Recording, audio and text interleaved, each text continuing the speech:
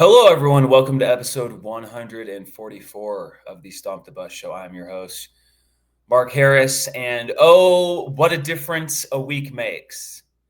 A bad difference in this case for Arizona State football. Before I dive into the bad details, please like and subscribe, rate and review on your podcast platform of choice, and make sure to follow the College Huddle. All right. There's a lot to talk about. In this episode. Almost none of it is good. ASU loses to Houston 24-16 on Saturday night. Sam Leavitt is 100% out of this Saturday's game at Iowa State. Jordyn Tyson is doubtful. Miles Rouser will miss the first half with a targeting penalty. And, a lot of national outlets are linking Kenny Dillingham to the LSU job. Although that, I will say with that, I'm less worried about that than I was a few days ago. But it's definitely on the table. Oh, boy. I don't even know. I'll start with the Houston game. Let's start with the Houston game first. Get that out of the way. It was a really bad performance by ASU. And I'm going to get ahead of this now. I think injuries can be one of the reasons why ASU is underachieving this year. I do not think injuries are the reason ASU lost this game to Houston. Okay. Sam Leavitt played for most of the game. He wasn't great. He wasn't terrible. No picks, but he wasn't great. Anyway, but again, he wasn't terrible either. It's not, if we have if our field goal kicker could have made 2 field goals earlier on, then the whole tenor of the game changes. So, Houston starts that game. They get that 50-yard run from Wegman, but then ASU stones them in the red zone, and all is good. Okay, whatever. They get it's 3-0, the opposing team. Okay, whatever. That's really not that bad. And then ASU, 11 plays, 61 yards, 25-yard pass right away to McClain. A 14-yard run from Leavitt. This is where he gets injured. And then Sims, 11-yard rush, 12 more yards from Rayleigh Brown. Oh my gosh. Stop. Incomplete pass, fumble. That gets recovered. Incomplete. Okay.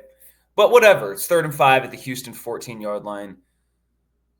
31-yard field goal miss, high snap. And that moment, everyone in the crowd, even though you were only down 3-0, everyone in the crowd knew that this was going to be a rough game. You didn't know for sure they were going to lose, but you knew it was going to be a rough game. So then it's just punt. So then Houston scores a touchdown. It's 10-0 immediately. ASU, Leavitt is back, but he gets sacked right away, and then incomplete. So it's just a complete waste of a drive. But then the defense, I'll give it credit. They force 3 punts from Houston in the second quarter. ASU, gets some yards. And then it's the fumble from Leavitt that, the refs were a story in this game. I think some of the criticism got a little overblown. However, the fumble from Leavitt in the second quarter, it just should have been an incomplete pass. His arm was going forward. That was just a complete bullshit call. But whatever. After that, it's not like they do much anything. It's just continued to punt. You're starting at the 9-yard line all the time because, look, punt return. Zachariah Sample up to return for 29 yards to the ASU 41, illegal block in the back on someone. And then it's back to the 9-yard line. And that happened 2 or 3 times in this game, just completely sap momentum. And Like ASU was lucky to only be down 10-0 at half. That wouldn't matter into the second half. They give up a touchdown, 17-0. Oh, let's make it a 2-score game. Missed field goal by Jesus Gomez again. Then that puts them in even more of a deficit. Then Houston scores 10 plays, 75 yards right after that, and this game is over. ASU does score two drives from Leavitt. They get a touchdown pass to Harple, and then Gomez does make another field goal. They stop him, Houston on downs. Jeff Sims, to his credit, leads a quick touchdown drive. And, at one point with 27-yard pass, touchdown, with, 5 minutes left in the fourth quarter, it was a one-score game. So this did not – I don't know. The final score is weird. But eventually they force a punt, but they have just can't get it at the end, and that's game over. ASU completely outgained Houston, right? Like they had,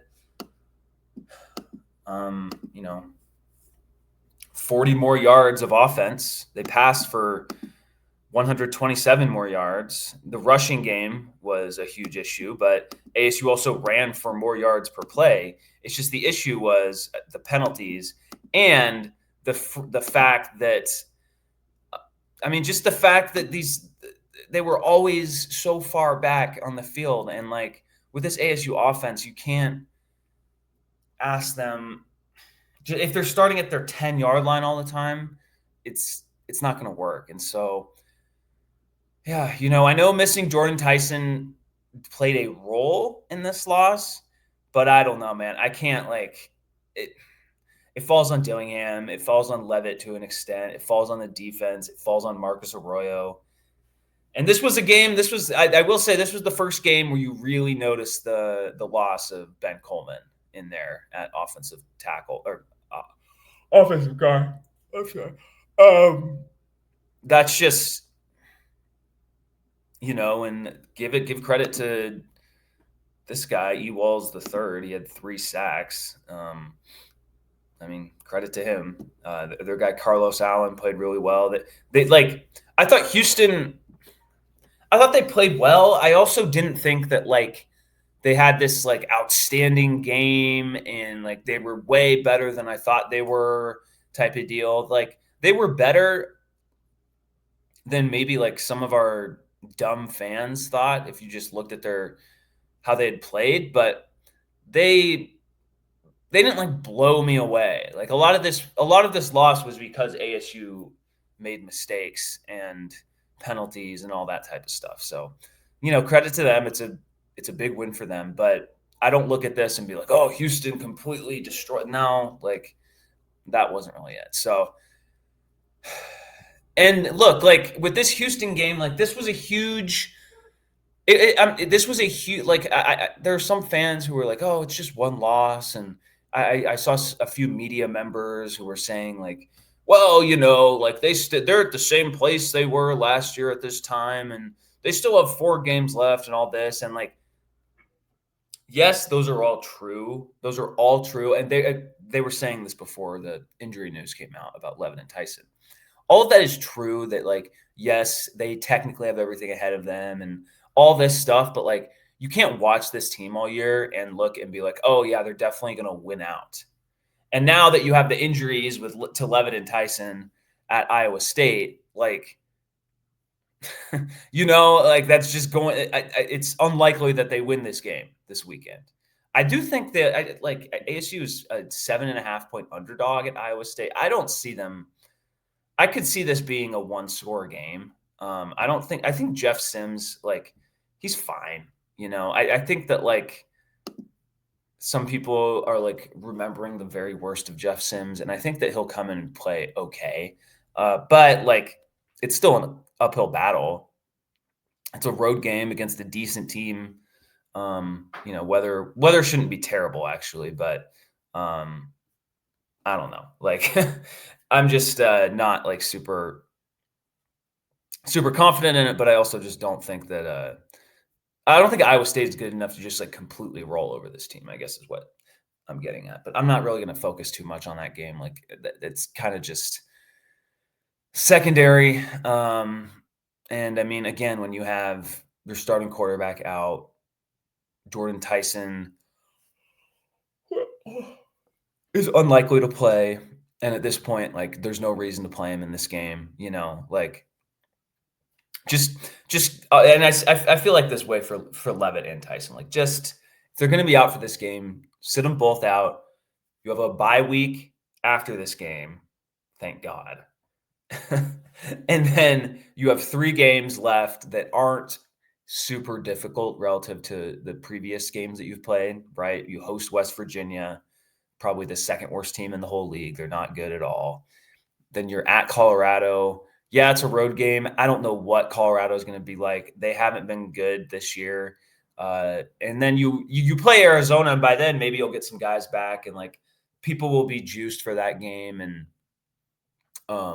that's going to be a more difficult game than we thought at the beginning of the year. But it's not a complete it's not some unwinnable game either. Like ASU will more than likely be favored in the game against Arizona. So my point would be like, just there's no reason to force Tyson back into this game. I don't think Dillingham is going to do that. I don't think he wants to do that at all. So I'm not worried about it from that perspective, but just like in general, there's no reason for Tyson to play in this game. And honestly, the secondary wide receivers, of course, like this was the game they actually really showed up. I thought Malik McClain was excellent in this game. And like Malik McClain has taken a lot of S from fans, and he hasn't been a huge favorite on this show. I give him credit, man. He was awesome in this game. He probably should have had a touchdown. He caught everything that went his way. He was getting open.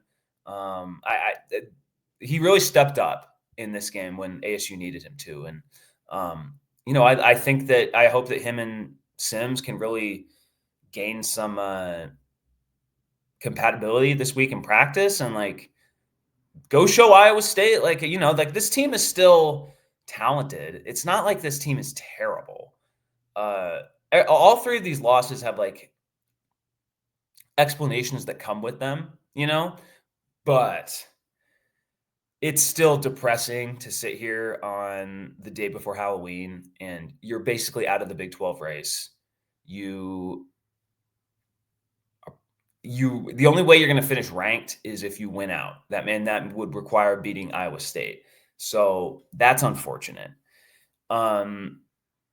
And it's just, I think that like the reason why I'm annoyed at some of the fans / media who have tried to have this attitude of like, oh, like not everything's out, or like there's still things to play for, and like, oh, there's still, it's not everything's terrible. And like, yeah, like some of that's true, but we didn't want to be at this place at this point in the year. That's the problem.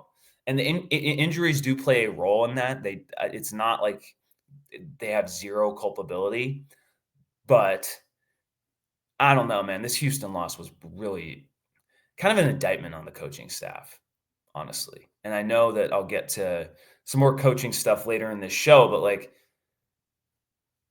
I mean, you kind of wash away the result of the Texas Tech game with how you played against Houston, right?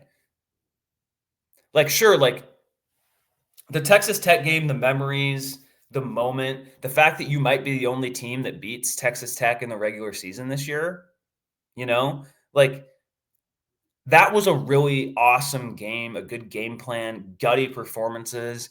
And I mean, you did it, for the players who played well in that game, like they did it in front of a ton of NFL scouts. So all of those things are like really good. And I do think that it'll help some guys, this spring in terms of the NFL draft with like, oh, like they look at what they did on tape against these players against Texas Tech. Like all of that is true. But when you come out and you're down 24 rip through 3 quarters against Houston at home, in front of a good crowd, this was not some bad crowd situation, okay? This was a full house. Sure, maybe it wasn't quite as like lit up as some other games, but I don't know. It was a perfectly fine crowd. Full, seats were filled. Like it wasn't some bad environment, and they just completely didn't meet the moment.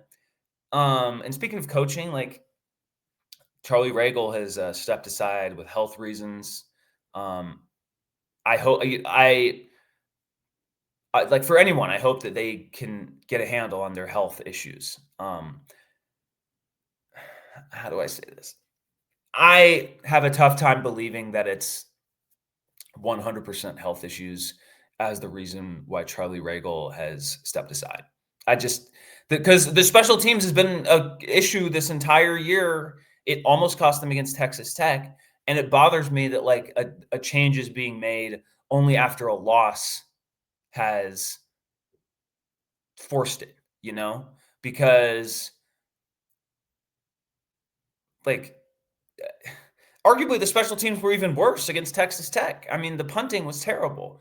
I'll give credit to Canyon Floyd. He punted well in this game, but the issue was like, okay, you get the punting fixed, and now the field goal operations all messed up, and we can't cover punt returns, and we can't block for punt returns without someone holding and all this. And so it's like there's just one like you get one problem on special team fix, and then another one pops up. And I heard John Gambadoro on 98.7 say that special teams is like the main reason why ASU has not been as good as we would like this year.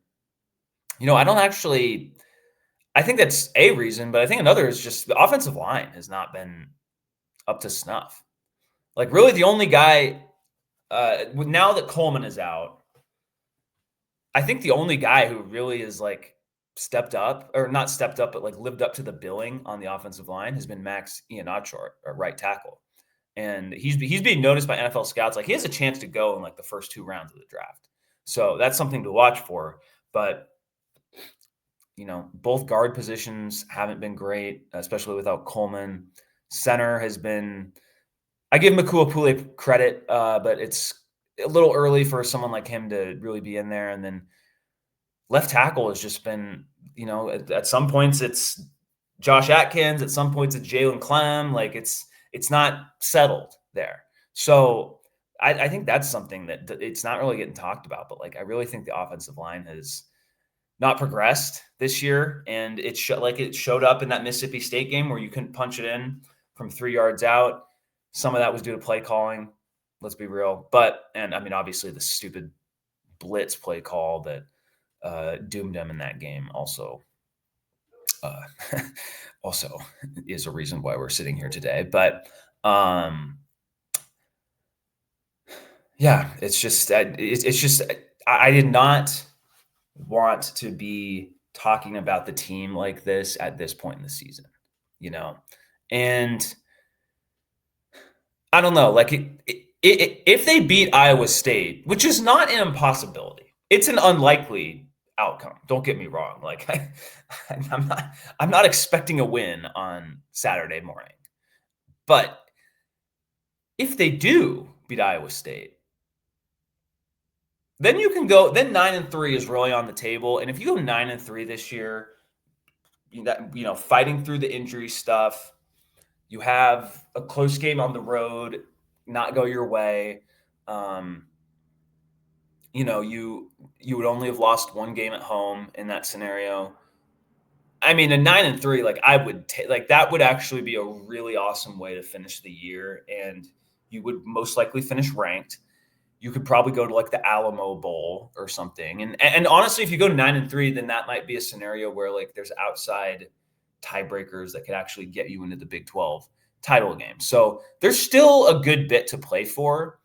I don't know who asked Kenny Dillingham this week, but there was like, oh, are you guys thinking about like resting players and focusing on development for the younger guys? And his answer was like, no. And of course it's no. Like they're 5-3. They're not 3-5.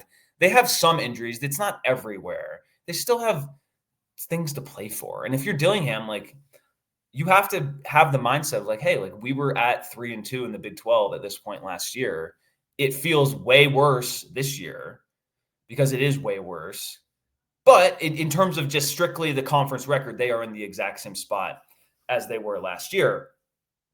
Difference is the injuries have crept up with Leavitt missing another game. Tyson will miss another game. Offensive line is dinged up. Defense actually isn't that injured. So that'll be an interesting side plot to watch in this game if they can shut down Iowa State for a bit. Like you shut down any offense for a bit, like, and then ASU can that's a weird way to say it, but in football, like if you just shut down an offense for long enough, like eventually, even if your offense isn't that good, like eventually, like they'll get something going. So who knows? Like it could work out. I'll just say right here, I'm not expecting ASU to win this game at Iowa State. Right? Like, I just want to be very clear. I think they'll lose. I'll go 23-20 Iowa State, something like that. I think we'll walk away being like, that wasn't a terribly played game by ASU, but it'll still be a loss. And so that'll be frustrating. But, you know, it's just tough. And I will say, like, with some of the coaching, rumors that have gone around, and I'm going to get into this a little bit more later in the episode, but like, I'll just be honest in how I was feeling at the game on Saturday night against Houston. Like I'm like 10% less worried about Dillingham leaving after watching that game against Houston. Because like that was the type of game that a coach who was really, really operating at a really high level, like they would have their team ready to go. And he got outcoached by Willie Fritz. Undoubtedly got outcoached by Willie Fritz. There's no arguing around that, right? Like Willie Fritz completely was the better coach on that night. And that might have been the case even if ASU would have won, right? Like, but I just think the team didn't come out ready to play at all. The special teams remained a huge issue. And the offense is just, it is so clunky because you look at the final stats of that game and it's not really that bad, but then you watch it and it's like they can sustain drives for a little bit and then something gets messed up and then they have to kick a field goal, miss a field goal or punt or whatever. And it's not the ideal outcome. So I just do think like some of this year, unfortunately, a side storyline beyond like special teams and the offensive line not progressing is there have been some young coach moments with Dillingham this year. The Mississippi State game was one. I don't actually the Utah game not quite as much, but I mean even the Baylor win that was just that. I mean, you had 3 turnovers go your way, and you win and you need a walk-off field goal to win because your offense stalled so often. Like the penalties, the constant penalties on offense have just driven me crazy. I mean, they've driven fans crazy, and it falls on him. Like I know that he's not directly responsible for everything that happens, but you're the head coach, man. Like some of this stuff falls on you. So. I just, and again, this isn't like Dillingham's bad. No, like I don't think that at all. And I don't, I'll kind of switch into the coaching stuff here. Like we saw, this week that on Tuesday, following the LSU job opening, that he was mentioned in some athletic articles about him being a potential, replacement for Brian Kelly. Now, I'll be honest, on Tuesday, those kind of freaked me out. And Dillingham's answer at the press conference was like, I'm just focused on what we're doing as a team. And I'm sorry, I didn't love that answer. I know what he's trying to say, but like, it's not a denial. It's not. So my thing is, and I want to be clear before I show the little tweet thread I went on earlier this week. I don't think Dillingham is going to leave this offseason. I think it is unlikely that he leaves. With that said, I just want to read my little thread right here. If you're an ASU fan / media member, you shouldn't be 100% certain that Dillingham stays. Again, I think it's unlikely he leaves, but it's a real possibility, and outright denying it would be foolish. LSU is a top 3 to 4 job and good enough to pry him or most CFB coaches away. Here's what I mean by that. There were some fans and some media members that are just like, oh, he's definitely not going to leave. There's no chance. I mean, and it's just like, can we just live in reality? Can we just live in reality? I understand that Dillingham probably doesn't want to leave, almost certainly will not leave, right? Again, this is not me saying he's going to leave. What I'm saying is you have to at least open the possibility and consider that he could leave.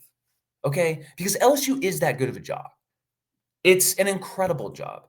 Now, the fact that their governor is stepping in and saying the AD shouldn't be the one making the hiring, like that kind of makes it a little bit of a worse job to me, honestly. Like, it seems like it's just chaotic there. So that could actually sway a Dillingham or a Lane Kiffin or whoever away from that job.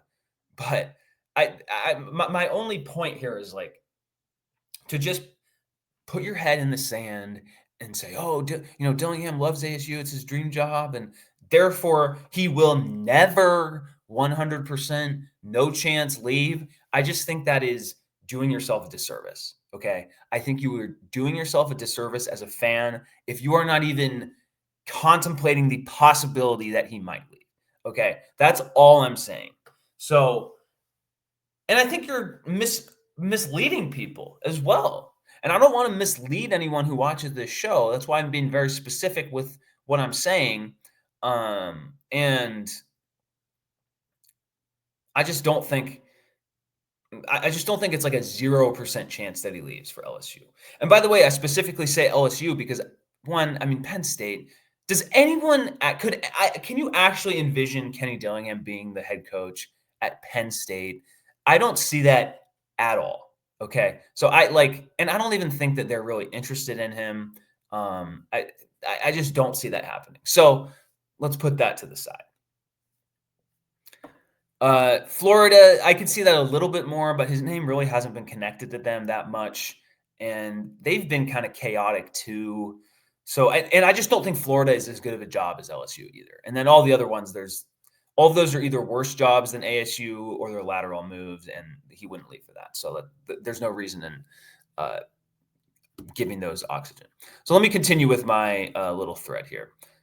With that said, I'm way less worried about Penn State and Florida compared to LSU. I just can't see him at PSU, and UF isn't on the level of LSU. So when LSU gets filled by someone else, I think the pressure is off.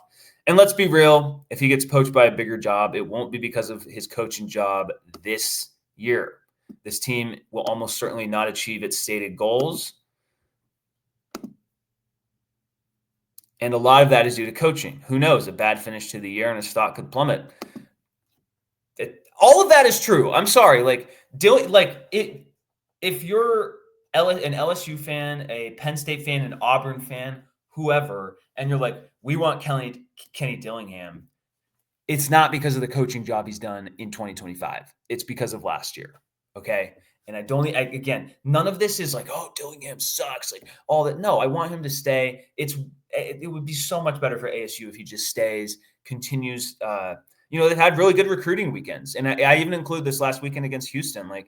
It was a good crowd, and they at least made it a competitive game at the end. And obviously, the Texas Tech was an incredible recruiting weekend.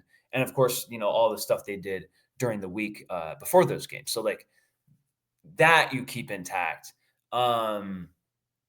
If I haven't talked about this, but if Leavitt does choose to stay in college, having Dillingham back at ASU would be great because then you can bring Leavitt back. So there's that aspect of it. And then just like the general fan community aspect of it as well. And that might be the biggest one, actually. So, again, obviously, it would be so much better if Dillingham stays than if he leaves. But, if I'm an LSU right now, if I'm an LSU decision maker and I'm pondering different job candidates, and I look at Dillingham and I'm like, okay, he had a really good he had a really good year in 2024, an awesome year. This year, this year has to matter in terms of the calculus of your hiring him too. And I mean, there's a chance they go 7-5 this year. If you're LSU, where you're like, oh, let's hire Dillingham. He went 7-5 at ASU. I think that's a real argument for them. And it's something to really consider. And he doesn't have this, compare him to Matt Campbell, who's kind of obviously his name always comes up because he's just a great coach. Matt Campbell has turned around Iowa State, a program that prior to him being there was one of the worst programs in all of college football. They have since, played in 2 Big 12 championship games. They've been ranked. He's really leveled up that program. And he's done it for a longer period of time with multiple different quarterbacks. And there's so much more beef in Matt Campbell's coaching resume as a head coach than Kenny Dillingham's to this point. Okay. So that's I do think that's something to consider. And if ASU has a bad finish to the season, which is not out of the question, right? They'll probably lose this game to Iowa State. They'll beat West Virginia. So, okay, there's your 6th win. At Colorado, it would be unlikely that ASU loses that game, but it's a road game, and I don't know, maybe Colorado will be playing for something. Who knows? And that's been a tough place for ASU over the years. But then they could lose the Territorial Cup to Arizona, and then it's okay, you're 7-5. That's not some sort of great way to get your name propelled to better opportunities. So that's just something to keep an eye on as the season continues. And then one more thing, let's say Dillingham does leave, right? Again, I think it's a low probability. Just want to be clear. I'm not saying he's going to leave. I don't think he will. I don't think he wants to. I don't want him to, but it is a possibility. And if that possibility goes bad for ASU, they're not completely screwed. Look at some of these candidates, okay? Eric Morris at North Texas, they're, I believe, 6 or 7-1. They've been really good this whole year. They just had a quarterback throw for 600 yards in a game. Clearly, he knows what he's doing. Alex Golesh, similar type of thing. USF's having a really good year. They beat Florida in the Swamp. He runs it's the Art Briles offense, the veer and shoot. That would be a good candidate. Will Stein, Oregon, really good offensive coordinator. Brennan Marion, Sacramento State. He has his own specific go-go offense that's can really put points on the board. Brennan Marion also was an ASU assistant coach, I believe, in 2015. So he has some connection with the program. And then Dan Mullen would be a less sexy hire, but I think that he could actually do a pretty good job. And he's won it a lot of places he's been at, and he knows offense. So I think that Dan Mullen potentially would be a good replacement. So, and then just to close it out, maybe this is much ado about nothing, but all of these things need to be considered. So my point with the Dillingham thing, I'm not trying to, concern troll or fear bait or all this stuff. No. It's not that. It's just you have to consider the possibility that he may leave if you're a fan. That's it. Okay, so I gave the Iowa State score prediction. Oh, one more thing. I've seen a little bit, I think there's some doomerism about this season in general that is 100% warranted. I'd be a hypocrite if I said otherwise, because I was dooming earlier this show. However, I've seen this thought pop up on social media that have we seen the last of Jordyn, Tyson, and Sam Leavitt at ASU? And it's guys, there's still an entire month left to play. I don't understand how that can even really be brought up, and people just don't acknowledge, there's still 3 more games left to play after this one. They have a bye week after this Iowa State game. I would be very surprised. I'll just be honest. I would be very surprised if Sam Leavitt and Jordyn Tyson were still sidelined for the West Virginia game. That's just me. I think they will finish out the year together with this team, and I just don't think it's there's any use to worry about that. I think that it's not like these injuries are completely catastrophic. There's no chance they come back. No, I think that I think that like I think that they'll both be back playing for the West Virginia game. Like I don't think that they'll be out for the rest of the year. And so this idea that like we've seen the last of Leavitt at Tyson and ASU, like I just don't believe that. Maybe I'll be wrong, but I think that they'll be relatively healthy and ready to go on mid-November when they play West Virginia. And so yeah, but that's 2 weeks down the line. It's not really worth thinking about too much. But I just we have to remember they have a bye week after this Iowa State game. So sure, they won't be playing in this Iowa State game, but they'll have like 2 weeks to recover, 3 weeks to recover for Tyson. So that's just something to consider. All right, thank you for watching. Please like and subscribe on YouTube, rate and review on your podcast platform of choice. And as always, go Devils.